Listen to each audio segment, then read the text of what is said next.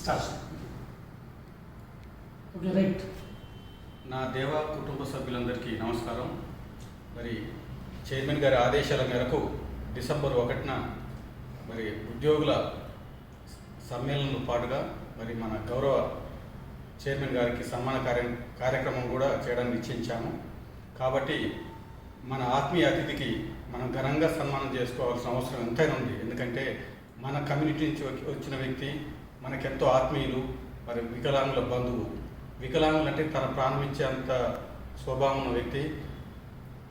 వెరసి ఆ సేతు హిమాచలం అంత చల్లని హృదయం ఉన్న మహాశిఖరం.